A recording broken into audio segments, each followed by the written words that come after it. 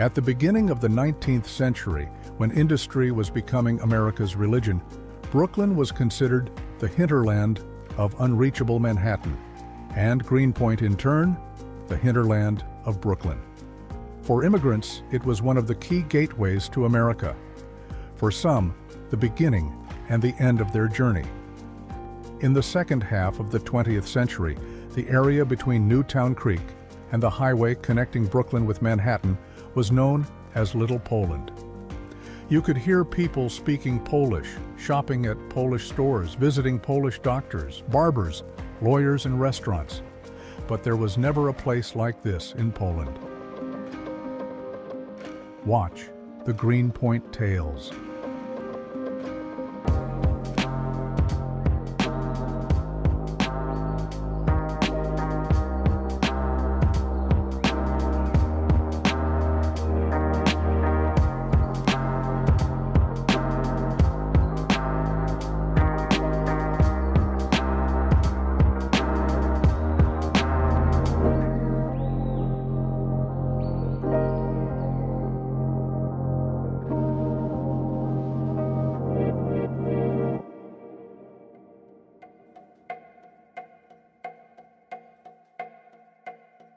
My name is Dybanowski.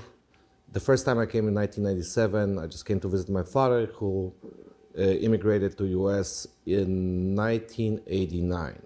I mean, the first time, the summertime, my impression, I went to work for a little bit, of course. I think like most of the people from Poland that came to visit the parents or grandparents or uncles, they were trying to go to work and make some money a little bit for themselves. So actually, when I came to visit him in 1997, I went to work at like a construction job that I worked for a month. And then the other month I was like traveling a little bit, like going to Washington DC and sightseeing. And I don't know, Poland was the country that I wanted to be. Then what happened, I graduated high school actually in 1998. And then I came again to visit my father.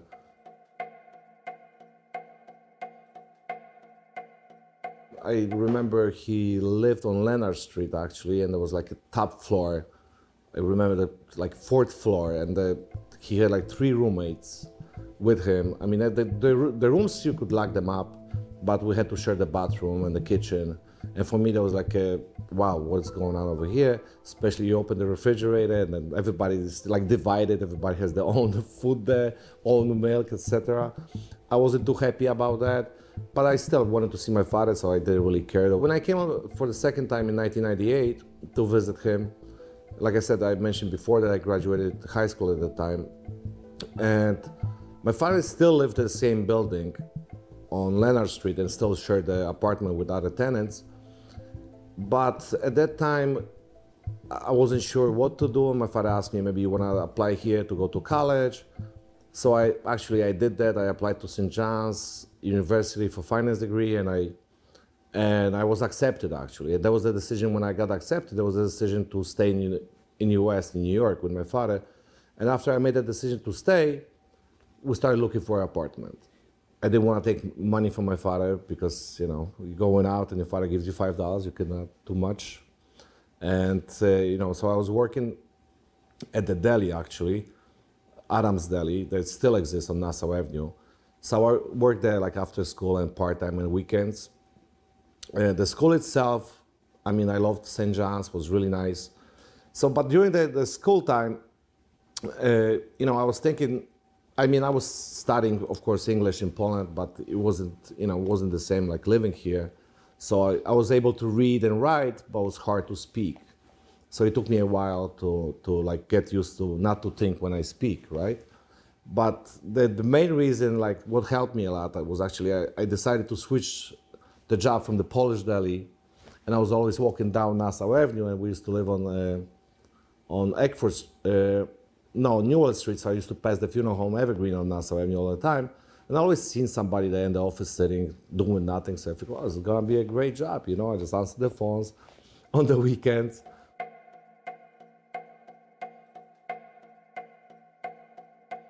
So I went in, I just knocked on the door, I said, listen, I'm looking for a job, So actually they called me back, like I think like maybe a few days after, yeah, go ahead, you can come in, we're gonna hire you, blah, blah, blah. So then I went in, but then when I started seeing what's happening at the funeral homes here, like when they embalming the bodies and everything like that, I never gonna forget. And they gave me a suit, I never gonna forget that. They gave me a suit on my first day of work. So then I came home and I said, yeah, they're so nice, they gave me a suit, you know, there's nice people. And then my father goes, okay, so, but what's going on over there? I said, listen, but the stuff they do there, it's just, I said, I don't think I'm gonna be able to work there. But then I felt bad to quit because I got this suit. So I felt bad to quit that job. So probably I worked there for about maybe 4.5 years. I wasn't aware of the whole funeral industry. I wasn't aware of the embalming process. I wasn't aware that, like, when you have the visitation, the body has to be embalmed and how they do it. So I never really seen that before. Bad thing that I never, I think, gonna forget actually from like my beginning there was this little girl that's always stuck in my head, and it was a little young girl. She was like probably like 5 years old, and that was really tough for me. That was like the worst thing I ever experienced. It took me a long time to process it, because it's different when you see somebody who is 90 years old. It's a part of our lives, but the young child. I mean, I remember to that point that I still remember the last name. Okay, so it's been over 20 years ago.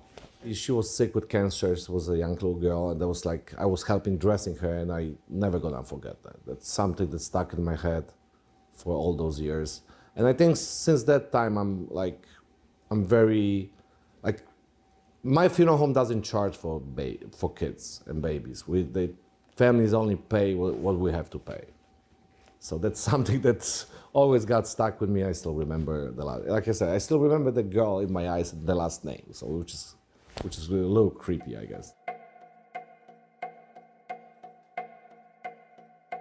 I wasn't sure if I'm gonna go for the degree, but when I graduated, St. John's was like right after September 11th. So the whole market pretty much was like down, and finance degree, there was not that many options at the time. Everything was a little wild. So when I graduated, then I decided that, after talking even to my employers and the person who was teaching me a lot, he passed away, but so he goes, maybe you should try that. And I just decided to go to school for it. And that was like a big wake-up call for me, because I'm more like a finance person, that I love math and physics. And then I went to school where it was biology, microbiology, pathology, and all these different things. So I think it was the toughest school that I ever went to. And I never had to really study much, but this school I had to study a lot. So I went to school like straight. So I did 3 semesters in 1 year. And I did 21 credits a semester. So, and I also worked. I love what I do. So that's something that, I don't think I could be ever going back to like finance and sit in the office. Just not me. I think I love what I do. I know it's hard, but yes, I feel bad for everybody. It's, sometimes it's easier, sometimes it's harder. Sometimes it takes me days to go back to myself and, just forget that specific funeral because it was super tough. So, but that hits you afterwards. There was always a funeral home there where I am, and the name of the funeral home was Arthur's. So it was my name actually. So what happened was I met the funeral director who owned that funeral home before me. I don't remember, maybe some event or something like that. And then he asked me to help him out to like pick up his bodies, embalm them, and dress them, and do the makeup. So I helped him out for a while. And then he asked me if I want to buy the funeral home. But of course, for me, it wasn't that easy. And like the whole family kind of like helped me out a little bit and chipped in. And I made the decision to get the funeral home, and we signed the papers. And officially, I was there from 2007. I was already running it. I do funerals from different parts, not only Greenpoint. 90% of the people die natural death. So that's, old age. But there was a big part of, I would say, Polish community that, there was probably some alcohol problems and that kind of a point of people passing away. But I think this changed a lot. I think it was a part of time then when there was the immigration, where a lot of husbands lived in the United States alone. So that was the part that maybe was killing them a little bit, especially like 5 guys living in one house. Nowadays, I think a big problem is, is overdose. The fentanyl is a huge problem. I mean, a lot of kids are passing away from that, like big time. I mean, kids meaning teenagers but a lot of young people that I never seen that before actually. Like, you know, let's say in a period of time years ago, maybe we did like a one person who overdosed a year, and now maybe we do like 20.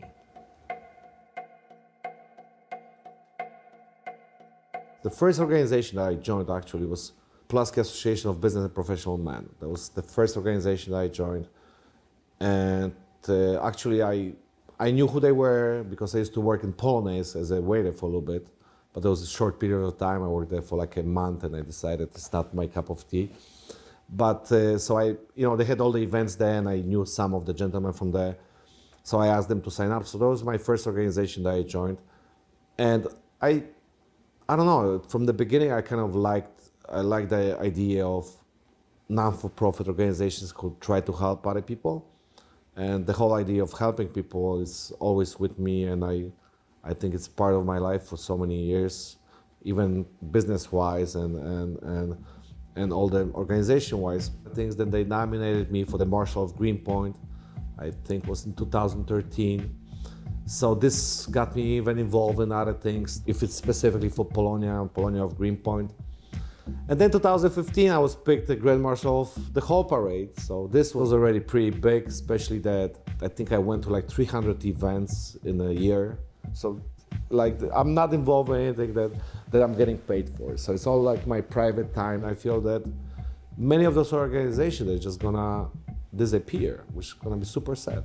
I mean, it's a huge heritage. I mean, you know, looking even at the history of the United States, I mean, we as the Poles were super involved in everything happening here when we think about it. I mean, maybe even people in Poland are not aware of all those things that Polish people did for the United States. I think it's a great heritage, especially, you know, we have a Fifth Avenue. I mean, it belongs to the Polish people, belongs to the white and red flag. I mean, this is just part of it. It's amazing just to be there, be able to close that whole Fifth Avenue and walk and present.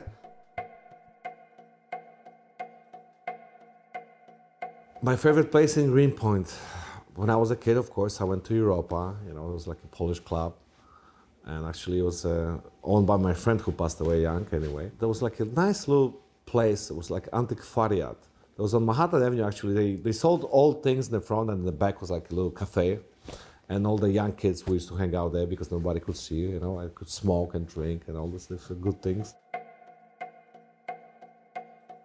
Of course, I feel like an immigrant. I mean, you know, it's always going to be a part of my life, and that's what it is. But do I feel that like New York or US is my home? Of course. I mean, I've been longer in the US than I've been in Poland. I mean, the time passed. You know, I was 18 when I came here, so I've been longer here. But now when I go back to Poland, I love Poland, and but I don't know, just I miss this. I would love to be in both places at the same time, to be honest with you.